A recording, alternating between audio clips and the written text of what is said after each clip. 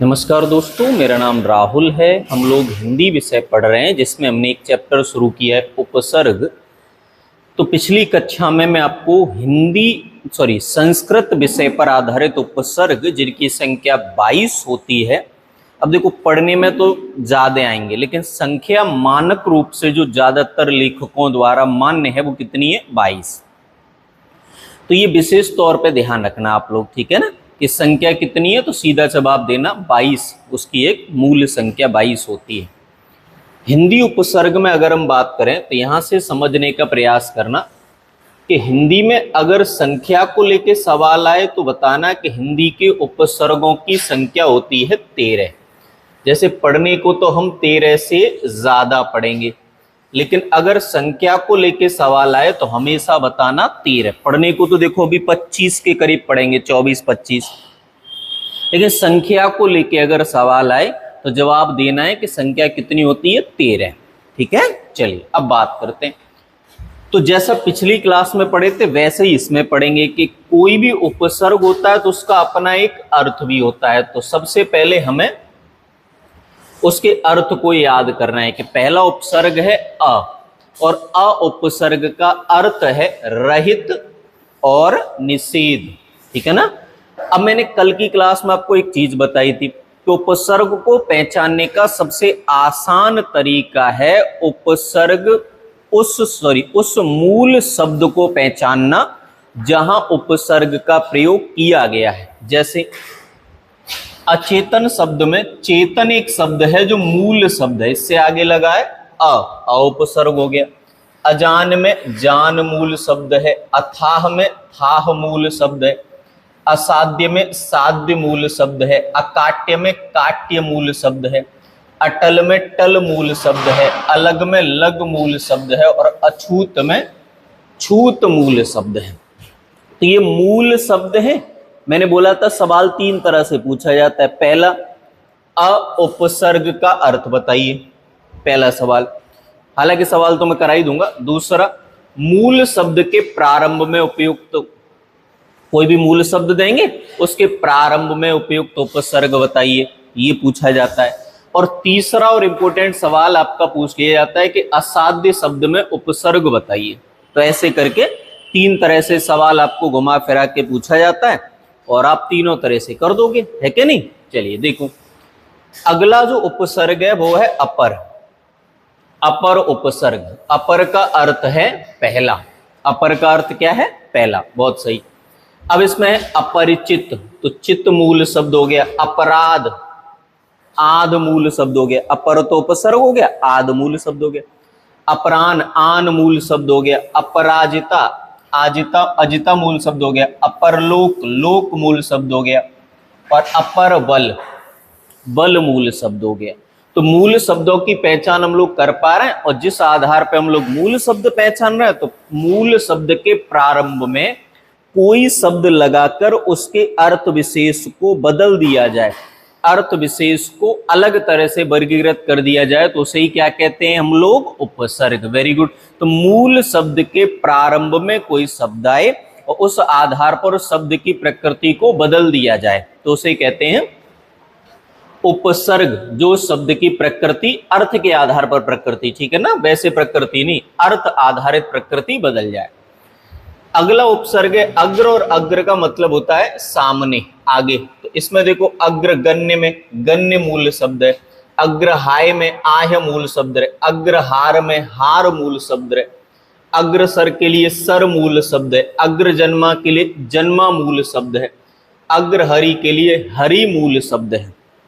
तो ये मूल शब्द है जो इस्तेमाल किसके लिए हुए? अग्र शब्द के लिए। तो अग्र उपसर्ग है जिसका अर्थ सामने है। इस पर आधारित उदाहरण है अग्रगण्य, अग्राह्य, अग्रहार, अग्रसर, अग्रजन्म, अग्रहरि। इनके मूल शब्द मैंने अग्रगण्य में गण्य, अग्राह्य में अग्रहाय, अग्रहार में हार, अग्रसर में सर, अग्रजन्मा में जन्मा और अग्रहरि में हरि, ये मूल शब्दों की पहचान आपके सामने रख दी है। आगे बढ़ूं, चलिए आगे देखेंगे आप अन। अन उपसर्ग का अर्थ होता है अभाव और निषेध। अन उपसर्ग का अर्थ होता है अभाव और निषेध, अभाव और निषेध। जैसे अनपढ़, पढ़ मूल शब्द है। अनजाना, जाना मूल शब्द है। अनवन, वन मूल शब्द है। अनमोल, मोल मूल शब्द है। अनमेल, मेल मूल शब्द है। अनसुनी, सुनी मूल शब्द है। अनहित, हित मूल शब्द है। अनकही, कही मूल शब्द है। तो ये मूल शब्द हैं और इनके प्रारंभ में जो शब्द लगाया गया है जिसके कारण इनके अर्थ में परिवर्तन आ रहा है, तो वो मूल शब्द के मूल शब्द के प्रारंभ में जोड़ा गया शब्द क्या कहलाएगा? उपसर्ग। तो इन सभी शब्दों में उपसर्ग कौन सा है? अन। ठीक है ना। चलिए अगला उपसर्ग है अध, और अध का मतलब होता है आधा। अगला उपसर्ग है अध, अध का मतलब होता है आधा। चलिए उदाहरण पढ़ लेते हैं। जैसे एक शब्द है आपके पास अध पका, पका मूल शब्द हो गया, तो जो आगे लगा हुआ है वो सही है। अध मरा, आप जानते हैं शब्द क्या है? मरा। अध जला, जला। अध खिला, खिला। अध कचरा, कचरा। अध वीच, वीच। अध सेरा, सेरा। अध पई, पई। ठीक है ना। तो ये शब्द हैं जिनके मूल शब्दों की जानकारी आपको मिल रही है। अगर मूल शब्द पता चल जा रहा है तो उसके प्रारंभ में जो जुड़ा हुआ है वो क्या कहलाएगा? उपसर्ग। ठीक है ना। चलिए आगे देखिए। अगला है आप। आप उपसर्ग का मतलब होता है स्वयं। ये बाद में जोड़ दिए हैं बहुत। जैसे एक इसमें देखो अध है, ये भी बाद में जोड़ा गया, इसलिए तो संख्या 13 से ज्यादा हो गई है, जबकि संख्या है 13। अब हम पढ़ेंगे 13 से ज्यादा, तो बाद में भी शामिल हो गए ना। जैसे संस्कृत वाले में मैंने आपको क्या बताया था? आत्म या आत्मन। ठीक है, दो उपसर्ग हैं जो बाद में शामिल कर लिए गए। प्रारंभिक संस्कृत की लिस्ट में ये नहीं थे, इसलिए हम संख्या 22 पढ़ते हैं। बाकी किताबों में आप देखेंगे 25 भी मिलेंगे, 23 भी मिलेंगे, 24 भी मिलेंगे। तो ऐसे करके उनकी संख्या कम या ज्यादा हो जाती है। अगला उपसर्ग है आपका उभय, कॉमन। उभय यानी दोनों में। जैसे उभय चर, चर एक मूल शब्द हो गया। उभय मुख, मुख एक मूल शब्द हो गया। तो इनके प्रारंभ में जो जोड़ा गया वो क्या है? अभय। आप का अर्थ क्या है? स्वयं। आप बीती में बीती मूल शब्द है। आप काज के लिए काज मूल शब्द है। आप कही में कही मूल शब्द है। आप देखी में देखी मूल शब्द है। आप सुनी में सुनी मूल शब्द है। आप कर में कर मूल शब्द है। आप निधि में निधि मूल शब्द है। ठीक है ना। अब देखो सबके अर्थ बदल गए। जैसे सुनी का अर्थ है क्रिया, आप सुनी यानी स्वयं सुनी। देखी का अर्थ है देखना, क्रिया। आप देखी यानी खुद देखा हुआ, है ना। तो ये वो तो सामान्य बात है, अर्थ को लेकर ज्यादा चर्चा नहीं करेंगे, नहीं तो क्लास बहुत लंबी हो जाएगी, क्योंकि अर्थ का भी ज्यादा ध्यान देना नहीं। अभी ध्यान हमें किस पे देना है? 3 सवालों पे। उपसर्ग, उसका अर्थ और उसके उदाहरण। उदाहरणों में मूल शब्द कौन सा और उपसर्ग कौन सा, ये 2 चीजें अगर हमारी समझ में आ जा रही है तो काम हमारा कंप्लीट होता जा रहा है। चलिए आगे के उपसर्गों की ओर नजर डाल लेते हैं थोड़ा सा। अगला उपसर्ग है ओ। ओ उपसर्ग, इसका अर्थ तो खासकर कोई है नहीं, लेकिन उचक्का एक शब्द है, उजड़ना एक शब्द है, उछलना एक शब्द है, उखाड़ना एक शब्द है, उभार एक शब्द है, उजड्ड एक शब्द है। ये कुछ शब्द हैं जिनमें अगर आप देखोगे तो इनके प्रारंभ में एक शब्द जोड़ा गया है ओ। ओ यहाँ पे उपसर्ग का काम करेगा, क्योंकि ये सभी किसका काम कर रहे हैं? मूल शब्दों का काम कर रहे हैं। तो मूल शब्द के प्रारंभ में जो जोड़ा जाए वह क्या कहलाता है? उपसर्ग। तो इन सभी मूल शब्दों के प्रारंभ में ओ जोड़ा गया है, अतः वो क्या कहलाएगा? यहाँ पे उपसर्ग कहलाएगा। अगला देखो उन। उनका मतलब है एक कम।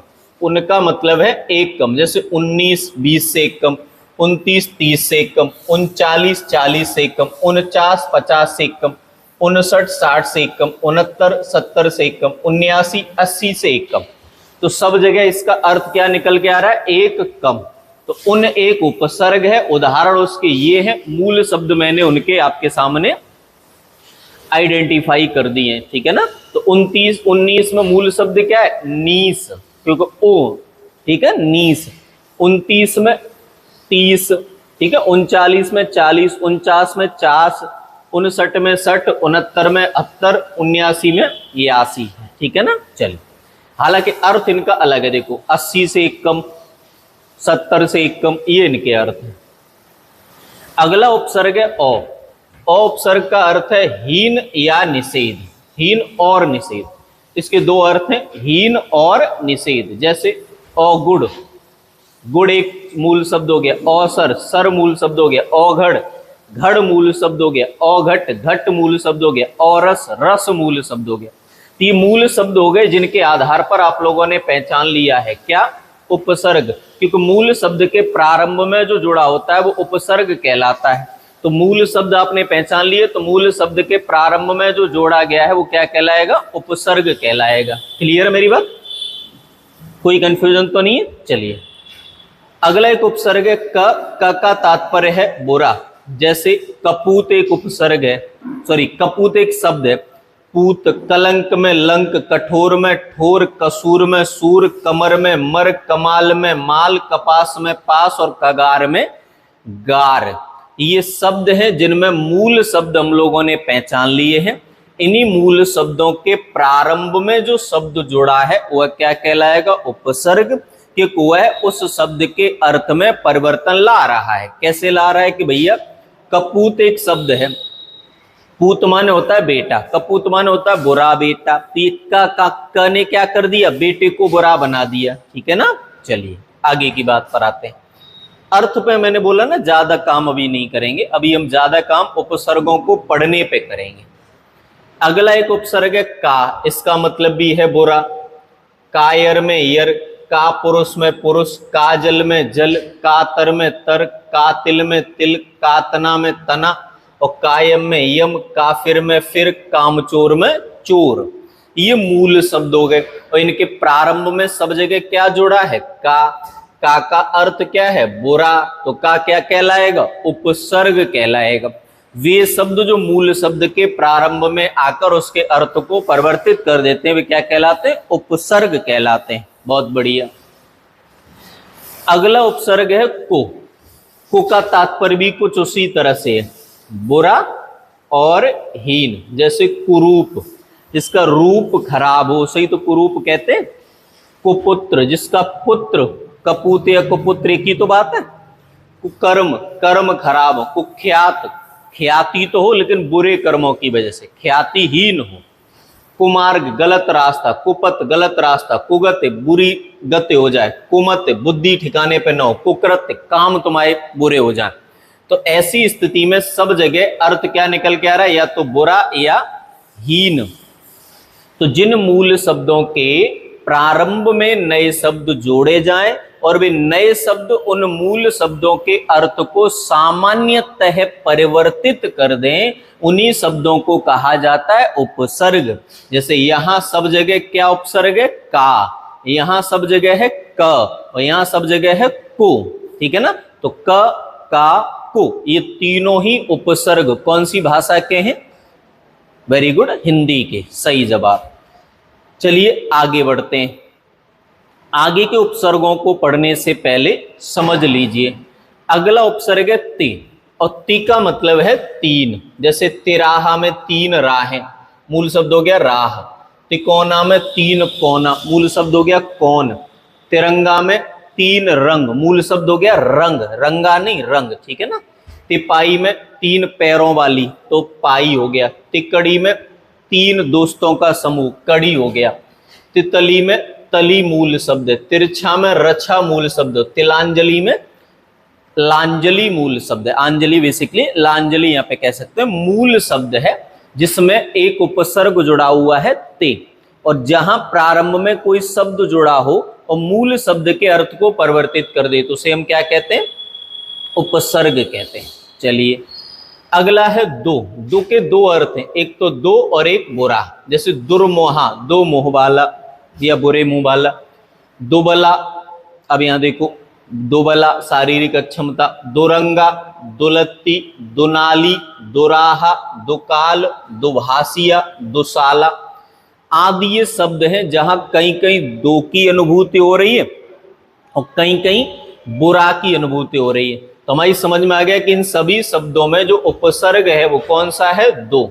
और दो का बेसिकली अर्थ क्या है, कहीं कहीं इसका अर्थ होता है दो और कहीं कहीं इसका अर्थ होता है बुरा। तो हमारी समझ में ये बात स्पष्ट हो गई होगी, क्लियर है ना। चलिए अगला है नाना। नाना का मतलब है विविध, प्रकार। जैसे नाना प्रकार, अनेकों प्रकार, नाना रूप, नाना जाति, नाना कर्म। तो इन सभी शब्दों में यहाँ मूल शब्द क्या है? प्रकार, यहाँ पे रूप, यहाँ पे जाति, यहाँ पे कर्म, और इनके प्रारंभ में कौन सा शब्द जोड़ा है? नाना। नाना शब्द ने क्या किया? इनके अर्थ को परिवर्तित कर दिया। कैसे? कि नाना प्रकार, अनेकों प्रकार, नाना रूप, अनेकों रूप, नाना जाति, अनेकों जाति, नाना कर्म, अनेकों कर्म। तो यहाँ इन शब्दों में अनेक की अनुभूति आ गई, और अनेक की अनुभूति आई किस वजह से? नाना शब्द की वजह से। तो ये नाना शब्द क्या कहलाएगा आपका? सही जवाब आपका उपसर्ग कहलाएगा, क्योंकि एक मूल शब्द के प्रारंभ में आ रहा है और वह मूल शब्द इसके अर्थ को विशेष बना दे रहा है, परिवर्तित कर दे रहा है। चलिए अगला उपसर्ग है ने, जिसका हिंदी अर्थ है अभाव। ठीक है, जैसे निकम्मा, तो कर्म जिसके पास न हो, काम जिसके पास न हो, उसे कहते हैं निकम्मा। निहत्था, हाथों में कुछ न हो, निहत्था। निठल्ला, निडर, निवास, निदान, निधड़क। तो इनके मूल शब्द आपके सामने हैं और प्रारंभ में क्या जुड़ा है? ने। देखो कहीं कहीं मूल शब्द डायरेक्ट मिल जाएगा, जैसे नाना प्रकार में मूल शब्द प्रकार है, उपसर्ग नाना है। अब निहत्था में क्या है? हाथ है मूल शब्द, लेकिन लिखा क्या है? हत्था। निकम्मा में मूल शब्द क्या है? काम है, लेकिन लिखा क्या है? कम्मा। तो कहीं कहीं आपको ऑप्शन आधार पर भी आप इन बातों को समझ लिया करिए। ठीक है ना, जरूरी नहीं है कि डायरेक्ट मिल जाए, कई बार विकल्पों से भी। इसलिए तो मैंने बोला कि हम लास्ट में क्या करेंगे ना, कुछ सवालों की चर्चा कर लेंगे, जिससे आपके दिमाग में ये आइडिया आना शुरू हो जाएगा कि अगर पेपर में सवाल आए तो उसकी पहचान कैसे करनी है और उसका जवाब कैसे देना है। ठीक है ना, चलो आगे देखो। अगला शब्द है पंच, जिसका हिंदी अर्थ है पांच। ठीक, अब देखो इसके उदाहरण समझ लेते। पंचरंगा, पांच रंगों वाला, जैसे तिरंगा तीन रंग, पंचरंगा पांच रंग। पंचमेल, पांच तरह का मेल। पंचकूटा, कूटा मूल शब्द हो गया। पंचवटी, वटी मूल शब्द हो गया। पंचदेव, देव मूल शब्द हो गया। पंचामृत, अमृत मूल शब्द हो गया, है ना। देखो तो पंचरंगा में पंच, पंचामली में पंच, पंचकूटा में पंच, पंचवटी में पंच, पंचदेव में पंच, और पंचामृत में पंच नाम का एक उपसर्ग है। अब देखो इसमें ये ना पंच हुआ, एक दो हुआ, एक नाना हुआ, ये सब बाद में जोड़े गए हिंदी में, इसलिए तो इनकी संख्या 13 है और हम 13 से ज्यादा पढ़ चुके हैं। जबकि हिंदी व्याकरण में उपसर्गों की संख्या कितनी है? 13, और हम कितने पढ़ चुके? 13 से ज्यादा, और अभी और पढ़ेंगे। यही बात आपको दिमाग में रखनी है कि हिंदी उपसर्गों की संख्या तो 13 है, लेकिन पढ़ते हम 13 से ज्यादा हैं। सवाल आता है क्यों? क्योंकि भैया कोई भी वस्तु एंड्रॉयड बनाया था, अब बताओ एंड्रॉयड 14 तक पहुंच गए, कैसे? जो भी चीज दुनिया में आती है समय के साथ उसका विश्लेषण होता है, और विश्लेषण होने के साथ साथ उसमें परिवर्तन आता है। तो हिंदी में भी क्या हुआ? समय के साथ लेखकों की नजर पड़ी, और नजर पड़ी उसमें परिवर्तन आया। परिवर्तन जब विशाल रूप पे आया तो चीजें बदली, लेकिन मूल ढांचे को नहीं बदल पाए। क्योंकि मूल ढांचा देखो, उन लोगों की भी तो इज्जत, उनका भी तो सम्मान करना है जिन्होंने इस भाषा को जन्म दिया। अब आप पाड़नी को गलत कहने लगोगे, बाबूजी पाड़नी को गलत कह के क्या मिलेगा? पहली बात। दूसरी बात, पाड़नी को गलत कह दोगे तो पाड़नी अगर व्याकरण की रचना नहीं करते तो व्याकरण में जो नए आयाम ढूंढ पाए हैं आप ढूंढ पाते? सीधी बात है, नहीं ढूंढ पाते। शुरुआत उन्होंने दी, कठिन कार्य उन्होंने किया। जिसने इंटरनेट बनाया उसकी सबसे बड़ी भूमिका है। बाद में इंटरनेट में बदलाव हुआ, 5G तक पहुंच गए। शुरुआत में केवल इंटरनेट था, 5G कोई जी वाली तो बात ही नहीं थी। बाद में आया 2G 3G ये सब। तो पहली जनरेशन तो केवल इंटरनेट की थी। तो जिसने इंटरनेट बनाया वो गलत कैसे हुआ? या उसको कैसे आप कह दोगे नहीं सब 5G वाला ज्यादा महान है? ऐसे कैसे? इंटरनेट ही नहीं होता तो 5G कहां से आता? तो उसी तरह से बाद में लेखकों ने शोध कार्य किए, भाषाओं को समझा, उनमें परिवर्तन जो जो हुआ उस आधार पर विश्लेषणों को शामिल किया। लेकिन इस सब के आधार पर प्राचीन विश्लेषण को ठुकरा देंगे, ये गलत बात है। ठीक है ना। तो ये विशेष तौर पर ध्यान रखना है कि संस्कृत में उपसर्ग 22, हिंदी में उपसर्ग 13, संस्कृत में संख्या 22 से ज्यादा मैंने भी पढ़ाई है, किताबों में भी मिलेगी। हिंदी में उपसर्ग 13 से ज्यादा मैं पढ़ा रहा हूं, किताबों में भी मिलेंगे। कहीं कहीं जैसे आपको 18 लिखा मिलेगा, तो ज्यादातर लेखकों ने देखो 13 ही माना है। मैं उस झंझट में आपको डालना नहीं चाहता, ठीक है। किताबों में 18 भी लिखा मिलेगा, इंटरनेट पे आपको 10 भी लिखा मिलेगा, लेकिन इस सब के झंझट से दूर रहना, 13 एक्यूरेट संख्या याद रखनी है, ठीक है ना। चलिए आगे।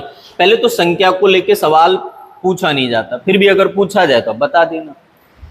अगला है पर उपसर्ग। पर उपसर्ग का अर्थ है दूसरा। पर उपसर्ग का अर्थ क्या है? दूसरा। जैसे पर काज में काज मूल शब्द है, परदेश में देश मूल शब्द है, पर कोटा में कोटा एक मूल शब्द है, पर हित में हित एक मूल शब्द है, परदेसी में देसी, परजीवी में जीवी, पर पुरुष में पुरुष, और पर निंदा में निंदा। तो हमारी समझ में आ गया। पर काज में पर, परदेश में पर, परकोटा में पर, परहित में पर, परदेसी में पर, परजीवी में पर, परपुरुष में पर, और पर निंदा में पर शब्द जोड़ा गया है मूल शब्द के प्रारंभ में, अतः ये क्या कहलाएगा? उपसर्ग। क्लियर हुई मेरी बात? चलिए बहुत बढ़िया। आगे की जानकारियां जुटाने का प्रयास करते हैं।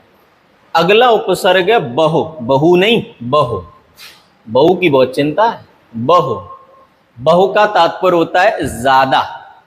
बहुमूल्य, मूल्य के प्रारंभ में, बहुवचन, वचन के प्रारंभ में, बहुमत, मत के प्रारंभ में, बहुधा, धा के प्रारंभ में, बहुभुज, भुज के प्रारंभ में, बहुव्रीह, व्रीह के प्रारंभ में, बहुश्रुत, श्रुत के प्रारंभ में, बहुसंख्यक, तो संख्यक शब्द के प्रारंभ में कुछ शब्दों को जोड़ा गया है, जो शब्द आपको बताते हैं कि वे उपसर्ग हैं। क्यों है? क्योंकि उनके आने से उन शब्दों के अर्थों में परिवर्तन हुआ है, ठीक है। चलिए अगला उपसर्ग पर आ जाते हैं। अगला उपसर्ग है अपना विना। बात को मेरी को समझना। विना, तो विना सॉरी बिन, बिन का अर्थ होता है विना। विन खाया, विन व्याहा, विन बोया, विन चाहा, विन जाना, विन देखा, विन बुलाया। तुम्हारी समझ में क्या आया? विन खाया, खाया के पहले जुड़ा है विन, ब्याहा के पहले जुड़ा है विन, बोया के पहले जुड़ा है विन, चाहा के पहले जुड़ा है विन, जाना के पहले जुड़ा है विन, देखा के पहले जुड़ा है विन, और बुलाया के पहले जुड़ा है विन। तो जिन शब्दों के प्रारंभ में विन जुड़ा मिलेगा, वहां विन किसका काम करेगा? उपसर्ग का। और जिन शब्दों के पहले जुड़ा होगा वो शब्द क्या कहलाएंगे? मूल शब्द। तो यहां से आपको स्पष्ट हुआ कि मूल शब्द ये रहे, उनके प्रारंभ में जुड़ा है विन। क्लियर हुई? चलिए अगला है भर। भर का मतलब है पूरा।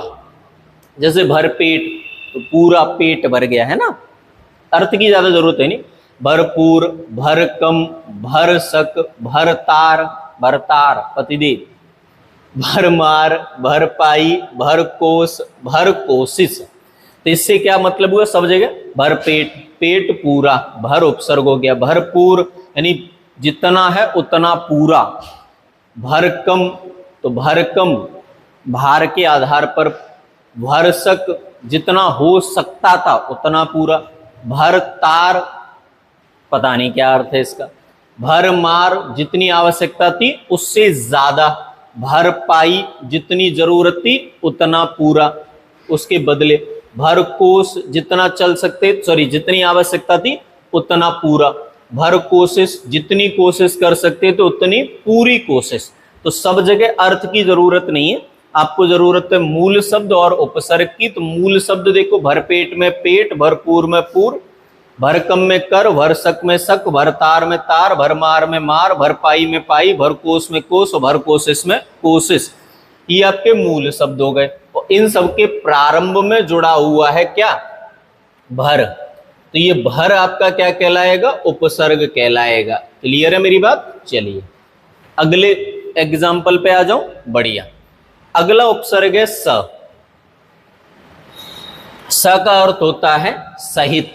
स का अर्थ क्या है? सहित। जैसे सपूत, तो कहीं कहीं स का अर्थ अच्छा भी होता है, याद रखना है। जैसे यहां लगाओगे ना, कपूत माने क्या है, बुरा पुत्र, क्योंकि वहां को या क दोनों का बुरा के अर्थ में प्रयोग हो जाता है, वैसे यहां दोनों का अच्छा के, सॉरी, इसका अच्छा के अर्थ में प्रयुक्त हो जाएगा। सफल, फल अच्छा, सबल, वल अच्छा, सचेत, सचेत यानी जो चेतना है वो अच्छी है, सही जगह लगी है, चेतना सहित। सकाम, काम सहित। ससम्मान, अब यहां देखो, सम्मान सहित इसका अर्थ है। सप्रेम, प्रेम सहित। सरस, अच्छी तरह, रस सहित। सघन, चीजें एक दूसरे के नजदीक होती हैं। सजीव, जीव सहित, जिसमें जीवन होता है उसे ही तो सजीव कहते हैं। तो इसमें मूल शब्द क्या है, पूत, इसमें फल, इसमें वल, इसमें चेत, इसमें काम, इसमें सम्मान, इसमें प्रेम, इसमें रस, इसमें धन, इसमें जीव। तो यह मूल शब्द आपको दिए गए हैं। इन्हीं सब में प्रारंभ में जोड़ा गया है स, जो क्या कहलाएगा आपका उपसर्ग। क्योंकि उपसर्ग की परिभाषा मैंने बार बार बोली है ताकि एग्जाम्पल पढ़ते पढ़ते आपको डाटा याद हो जाए। क्या परिभाषा है कि यदि मूल शब्दों के प्रारंभ में कोई शब्द जोड़ा जाए जिसके कारण मूल शब्द के अर्थ में परिवर्तन आ जाता है तो वह क्या कहलाता है, उपसर्ग कहलाता है। अगला है सम। सम का मतलब है समान। अब देखो ये संस्कृत में भी है, हिंदी में भी है। संस्कृत में इसमें हलंत लगा होता है, हिंदी में इसमें हलंत नहीं लगा होता है, यही तो बात है। चलिए बढ़िया। जैसे समतल तो समान तल, समदर्शी समानदर्शी, समकक्ष आपके कक्ष के समान, समकोण इसमें कोण सम हो, समबाहो, अब समकोण का मतलब 90 डिग्री होता है। समबाहो जिसकी भुजाएं समान, समरस रस समान, समकालीन काल समान, समवर्ती स्थितियां समान आदि। तो इन सभी शब्दों में समतल में तल, समदर्शी में दर्शी, समकक्ष में कक्ष, समकोण में कोण, समबाहो में बाहो, समरस में रस, समकालीन में कालीन और समवर्ती में वर्ती। ये हो गए आपके मूल शब्द। और सबके प्रारंभ में क्या जुड़ा है, सम। सम आपका क्या कहलाएगा, तो सम आपका कहलाएगा भैया, क्या कहलाएगा, उपसर्ग। क्लियर हुआ।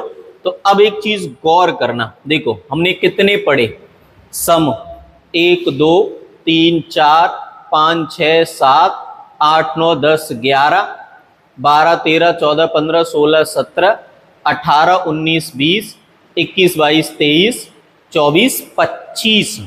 तो हम हिंदी में उपसर्ग पढ़े कितने, 25, लेकिन होते कितने, 13। बाकी 12 बाद में बढ़ गए। जो बाद 12 उपसर्ग बाद में बढ़ाए गए हैं उनको सही अथवा गलत के मानक पर नहीं रखना है। सिर्फ इतना याद रखना है कि 12 कौन कौन से बढ़ाए गए, अभी इतना एग्जाम में नहीं पूछा जाता है। सिंपल बात है। संस्कृत में उपसर्ग 22, हिंदी में उपसर्ग 13। इन 13 उपसर्गों के बाद कितने और बढ़ गए थे, किसी किताब में 25 मिलेंगे, किसी में 24 मिलेंगे, किसी में 23 मिलेंगे। ऐसे करके संख्या आपको कम ज्यादा मिलेगी, लेकिन उस झंझट में नहीं पढ़ना है। उपसर्ग सारे पढ़ने, लेकिन संख्या कितनी याद रखनी है, 13। क्लियर हुई मेरी बात। चलिए, तो कल की क्लास में हमने पढ़े थे संस्कृत के उपसर्ग, आज की क्लास में हमने पढ़े हिंदी के उपसर्ग। आज की क्लास यहीं तक रखते हैं। बचे हुए उपसर्ग मिलेंगे आपको अगली क्लास में। तब तक आप इस कक्षा को देखिए, सुनिए, समझिए, विस्तार से याद करने का प्रयास कीजिए। अगर कोई समस्या है तो मुझे कमेंट बॉक्स में कमेंट करके बताइए। अगर क्लास आपको ठीक लग रही हो, लग रहा हो कि मैं आपके लिए थोड़ी सी भी मेहनत कर रहा हूं, तो क्लास को शेयर कर दीजिए। चैनल हो सके तो सब्सक्राइब कर लीजिए। मिलेंगे अगली क्लास में, तब तक खुश रहिए, ख्याल रखिए और मन लगाकर पढ़िए। धन्यवाद।